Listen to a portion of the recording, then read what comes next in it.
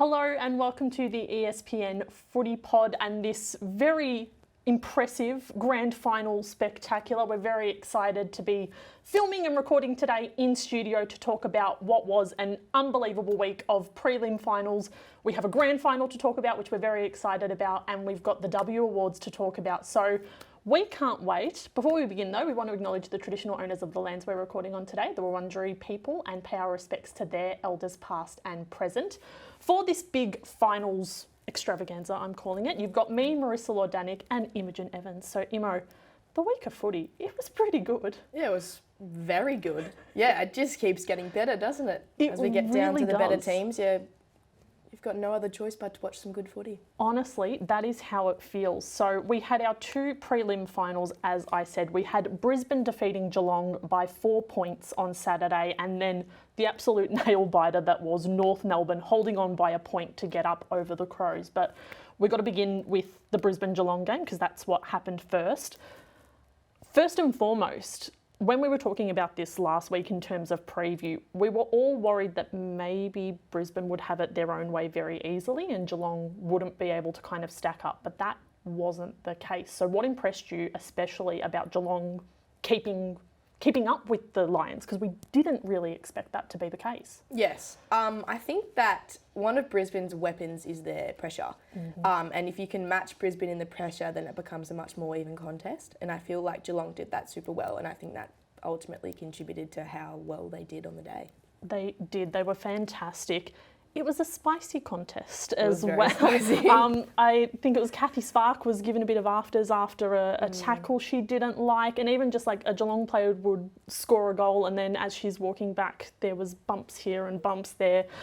It was a lot of fun. Can we maybe see a bit of a rivalry brewing if Geelong are able to continue their winning ways? I totally think most teams have a rivalry with Brisbane, if I'm being totally honest with you. They're just mad respect. Everyone in the competition respects them because they are such a good side, but they have some characters and that's what's going to happen, isn't it? But I remember Dakota Davidson was going for a mark in their goal square and she ran smack bang into the middle of the post. And the Geelong player was like kindly offering her a hand up and I don't think she took it. I think she just stood up and was like, nah. And I was like, thanks. I don't know how, I'd just be like, cutthroat, like, it's all right, I'm not going to offer that to you again. They're built different up there, but they were fantastic and there were a lot of standout performers in this game because, as I said, Geelong were able, like, the Lions got off to the quick start, but Geelong never really let them out of their sights. They did lead at a couple of stages as well, so it was a close, entertaining contest. Which players stood out to you? It's annoying because you talk about them every week, but, like, the midfield of Geelong they did their job and they did their job excellently on the weekend. I think, again, Maddie Prespakis, gun. Nina Morrison, gun. Georgie, not Maddie. Georgie, to be I'm fair, so they're sorry. both very good. Yeah, they are. So sorry about that. Anyways, but I thought... now I've lost my train of thought. I'm sorry. Now I'm gone. Geelong midfield, very good. Georgie, yes. Amy McDonald, Nina Morrison. Yeah. Phenomenal. Pretty much. Yeah. and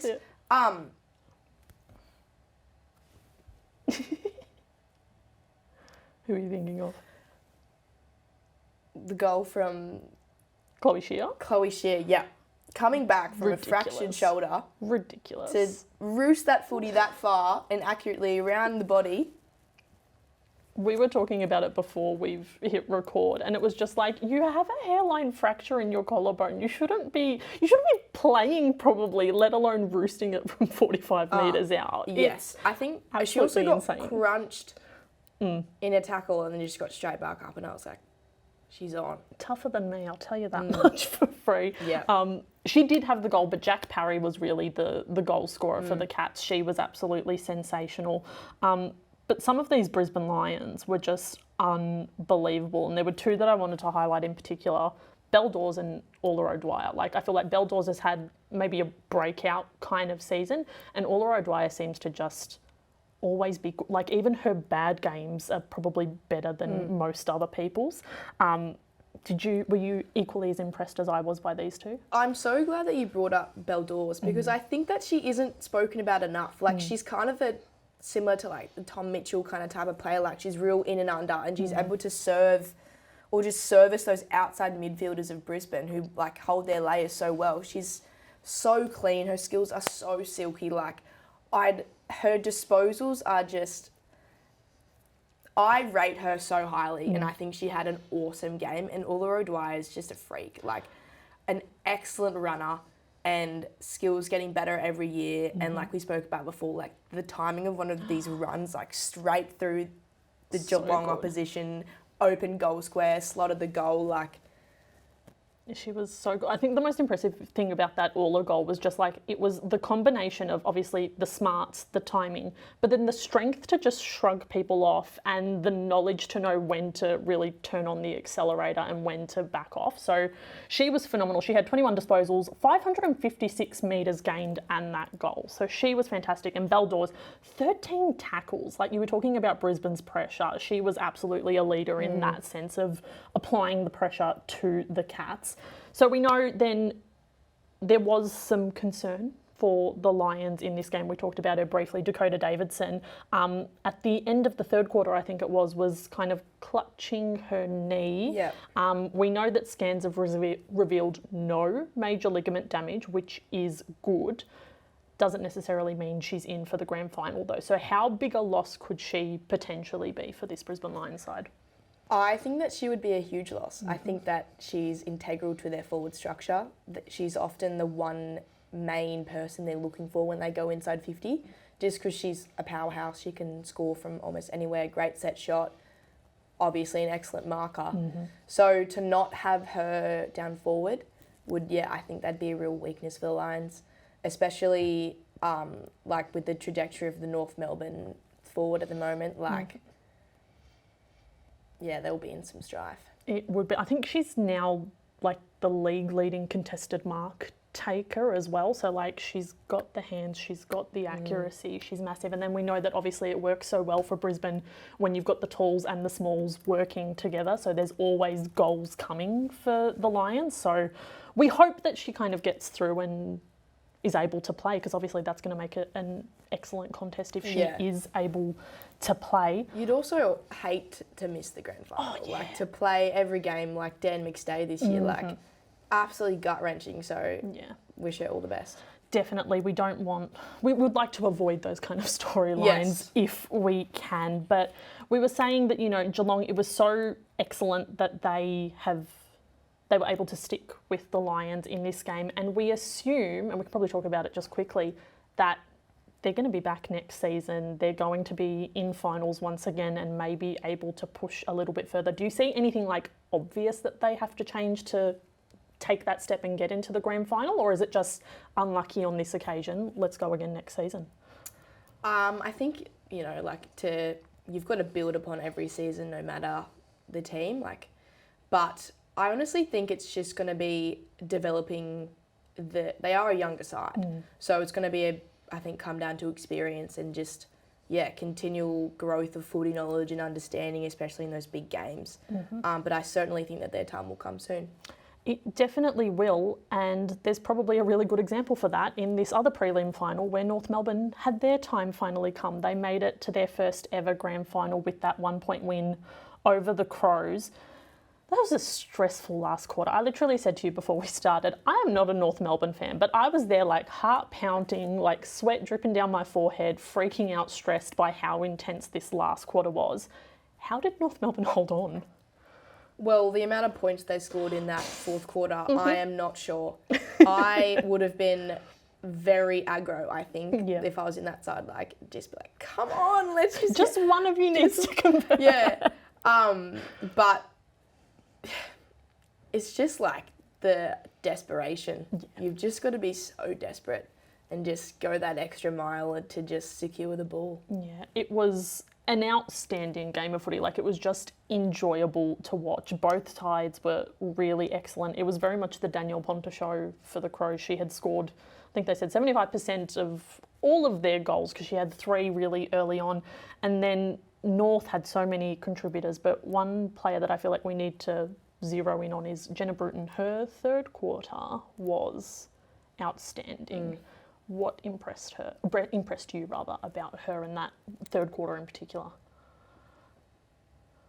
I don't even know how to summarise it. Like, she just kind of, she took a leap. And I just thought her performance overall with like skills, execution, timing, all that kind of stuff was just on par with the best of the competition, and I think it obviously clearly showed. It really did. It was 13 disposals in that quarter alone and 4 inside 50s, 28 disposals for the game. It was just, I think we put it on espn.com.au that she went beast mode, and I feel like that's probably the easiest way to describe it. But obviously it wasn't just her, it was all of the usual suspects. Was there anyone in particular that really had a good game from the Roos perspective?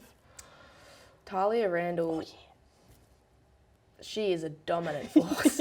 I would hate to be defending her. Like, the way she's able to even just create separation from her direct opposition, like, textbook. And I think that if she's on the weekend, she's going to be able to really assist North to their first premiership. 100%. She makes marking look easy, but it's because she does get that separation where she's not going for contested marks because she's done kind of the work beforehand, and she's so impressive. She was one that had, I think, 2 behinds in that last quarter, and like she had scored 2 goals for the game, so it wasn't like she hadn't done her job, but just one more goal would have been settled a lot of North nerves, I reckon. But like I said, this North story really is... It's just a good story. Maybe you hate North Melbourne, but it is a good story. Like, they lost the prelim last season. They lost a qualifying final season 6 and a qualifying final season 5. So they've always been there, in and around. How important, how cool is it that now they can actually say they've made it, they've crossed that final hurdle and they're into the game that they always wanted to be in? Well, I guess it's kind of reflects the improvement of all the teams in AFLW. Like, North's always been knocking on the door, and finally they've been able to 100%. Knock it down. And I think that's kind of an entrance into the future of AFLW, and soon, hopefully, we've got more teams vying for these top spots to make the league more interesting and fun to watch. But I was watching the shorts of, like, Tagged, something like a podcast that AFLW girls do with Ruby and Sarah Hosking, Ruby Slasher. And they were like asking all the girls in the car, but they're like, who's going to win? And the overwhelming majority of girls were saying North Melbourne. And it's not all because everyone doesn't like Brisbane, maybe. But I think it's just a story that everyone kind of wants to unfold. You know, Brisbane have been there 5 times. This is North's first. I mean, it's a cliche, but it'd be a bit of a fairy tale ending, you'd say. It would be a fairy tale, but it could also be a horror story in the sense... But also, that was a very bad segue to a tweet from ESPN's Matt Walsh. The Grim Reaper meme? I saw that and I felt uncomfortable. I was like, this is very dark. This is very dark, and I just had to scroll past. I didn't even like it. I just kept going. Our senses of humour. I laughed. I thought it was very funny. It took me a second to like fully understand the meme, and I was like, what? What is it? Why is he posting about the Grim Reaper? Why is there so much violence?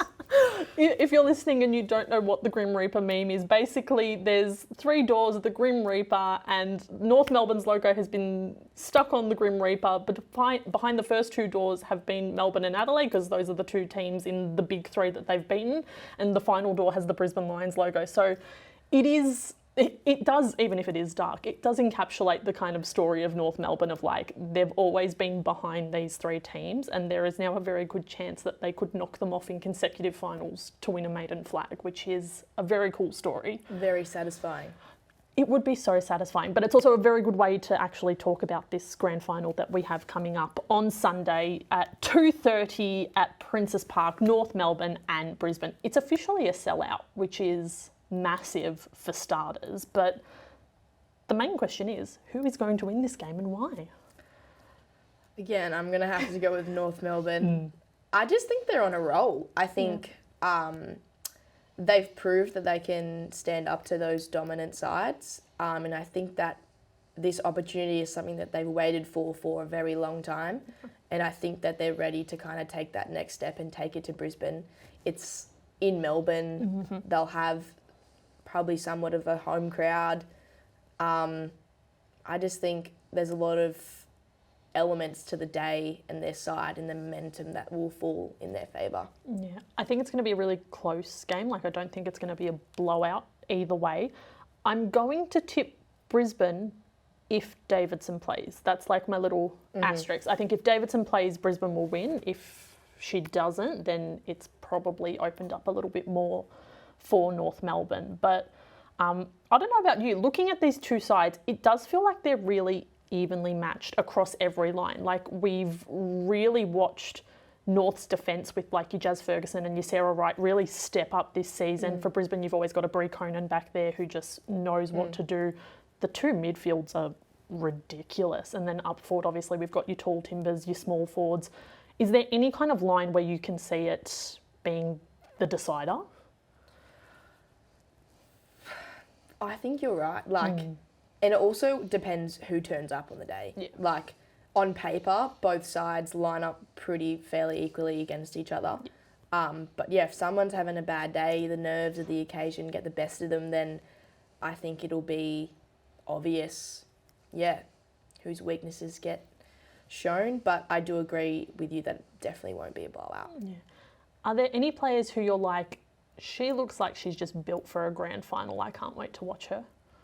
We've spoken about it already, but Belle Dawes. Yeah. Like, she's a little sassy, like, ball of energy, and I just think that she brings a lot to the side and does a lot of the hard yards.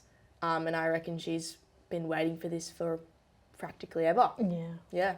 It's going to be such a good game, and we know it is going to be close because these two teams met in round 4 and it was Brisbane getting up by only 2 points. So they've got the form of close games. It's going to be excellent. I actually genuinely can't wait to watch it. But obviously, grand final week in Melbourne begins with the Best and Fairest Awards, and we had those last night. So let's talk a little bit about the W Awards because there were some interesting winners. So straight off the bat, Best and Fairest, Mon Conti. Yeah. Surprise? I did really think Jasmine Garner was going to win. She's just been unbelievable this season. But I also think Mon Conti is an absolute gun. But yes, when I heard, I was surprised. Yes. Yeah, it's funny because there's nothing wrong with Conti winning. Like, she's absolutely a deserved winner. But that initial thing, you were like, Jazz Garner's just won the AFL Coaches Association award. You assume she'll be ranking quite highly in the AFLPA Champion Player Award and stuff. Like, she's done so well this season, but she wasn't even polling best on grounds according to the umpires. So like the discrepancy between what everyone else was seemingly seeing out of Jazz Garner and what the umpires were was a bit confusing, I suppose. Like, for her, I think she ended up finishing 7th, which just seemed really off. Yeah, I was like searching for her name in the final standings and I was like, why am I scrolling so far down? It's too many scrolls, I was like, what is happening? But there was an interesting like topic in the office this morning and they were saying like, and then we can even kind of come back to that tweet that we spoke about before, but like Jazz Garner essentially kind of shares her midfield with some other absolute guns. Yep. Whereas Mon Conti is kind of the outstanding midfielder of Richmond, and there's like a pretty fair gap between your best and your second. So we're talking about sharing votes. Yes. And how you don't want to. I'm getting the tweet up now. It was from a man named Callum out on the internet, and basically he was Shout saying... out Callum on the internet. I hope you listen to the podcast, otherwise this is really proper. But basically, Garner and Riddell had 30 votes combined last night. Hatchard and Marinoff, another midfield duo, 24 votes combined. Conti on her own, 23 votes combined. So it is, and it also helps that I suppose Richmond didn't have the best season, but won enough games as well, because obviously if it was just you're a good player that has no one else helping you, Ellie Blackburn would probably be winning this award because the doggies were not good this season. But she was the standout player in a team that did enough to get wins and for her kind of brilliance, I suppose, to be recognised. She did have a very good year though. So she was averaging 28.5 disposals, a competition high 7.3 clearances and 5.8 tackles a game. So she's a deserved winner. She is a very good player. She's only 23, which makes me feel ancient. But she is a good player. She does deserve it. But there was definitely a lot of question marks online about how has Jazz Garner not been maybe second to her or third to her? Like, how has this been, how the votes actually shake out? We will also just talk about some of the other awards that were given out last night. So Rising Star Zali Goldsworthy. My thought process, she beat Ali Morfitt from the Swans by 1 vote. I feel like if Ali Morfitt had won by 1 vote over Zali Goldsworthy, no one would have batted an eyelid either. Like, I feel like either player could have been the winner and no one would have said anything because they were both so good. I agree. My one claim to fame, as I actually played under 15s with both of them representing New South Wales. Very nice. Yep. Look at you go, a star-studded class. Yeah. But I totally agree. Yeah, I think it was such a shame that Ali Morfitt broke her wrist. Yeah. She was on something. But yeah, equally Zali Goldsworthy just dominated in that Giant side, scoring goals consistently and playing good footy consistently. And I think that's probably one of the hardest things, young as well, like second year in the competition for both. Yeah. Start playing consistent footy in a competition that's 10 rounds long. Neither side, apart from the Swans making finals this year, like, that's not a lot of games to develop your craft. And I guess for them to have such dominance so early is very impressive. And also, I guess it just, again, alludes to the emerging talent coming through, because girls are playing since they're 5 now. Yeah. Like, the future of the competition, I reckon, is scary. It's massively exciting that these are the girls that are coming through, and you can only imagine they're going to get better and better as they come through. So we've definitely not hit the ceiling of like young players and the extent of talent, which is very exciting. We already knew that the leading goal kickers were Eden Zanker and Kate Hoare, both from Melbourne.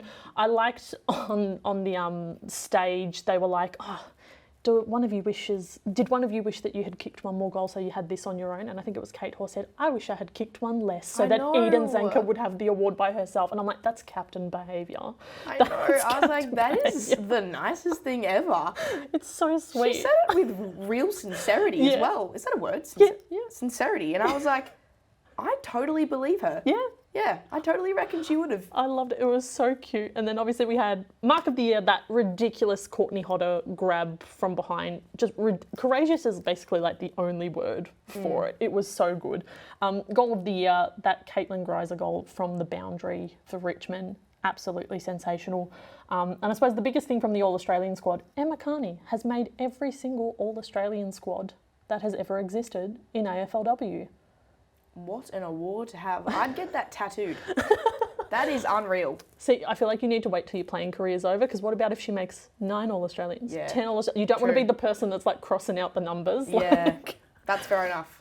I just think of those the people who feel really good about their team at the start of the year and they get the really early premiership tat, and then it's like, not this year, oopsie. But that's neither here nor there. We don't need to get into that. But no, it was a great night. Favourite look? We were basically like, this is the Australian Met Gala. What was your favourite look of the evening? This is like that TikTok trend's like, this is my favourite question. I was like, this is one of the things I love to do. So I've done some extensive notes. Oh boy. But I won't bore everyone. But firstly, Charlotte Mullins played in Queensland with her. She wore Birks. Now, Charlotte, if you're watching, I think that you probably could have, matched the dress. But look, grand final coming up. I'll understand keeping your feet comfortable. I'll let you go. Secondly, 2 girls from Freo wore the same dress.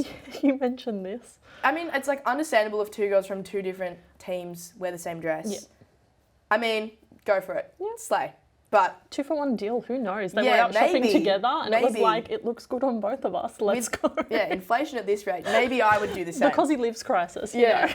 But I do think my best would have to be between Taylor Harris and Nell Morris-Dalton. They both looked just cooler than I'll ever be. Yes, I totally agree. It was just like envy. I was just like, I want to look like that. The vibes, absolutely immaculate. I was saying to you, I'm a big fan of the power suits. Yes. So Maddie Prasparkas and Cody Jacks absolutely nailed it with the power suits. I was like, yes, slay, to use one of your favourite words. And we also spoke a little bit concerning amount of footwear in this chat. Ruby Schleiter's thongs. Yeah. You mentioned that maybe it's like injury driven there's a reason to it. I was just like, why is she wearing thongs on the red carpet? Initially I was like, what are those? And then I thought she does have a knee brace on and I was thinking like, I can't walk in heels as it is. Yep. So I can't imagine trying to like walk in heels with a knee brace that's like restricting your movement. Yes. So Ruby, I understand. We're giving the thongs a pass after Imo's basically intervention, basically.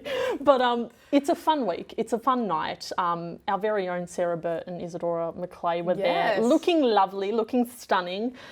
So they had a fun night. Everyone seemed to have a fun night. But now we kind of move into the real stuff, which is the grand final. So like I said, North Melbourne and the Brisbane Lions on Sunday, 2:30 p.m. We absolutely cannot wait to meet you all next week to talk all about it and dissect what is going to be an excellent game. But remember, get your footy tips in. If you want to read any AFL content, AFLW, AFL, whatever, head over to espn.com.au. But we will see you all next week to talk AFLW Grand Final.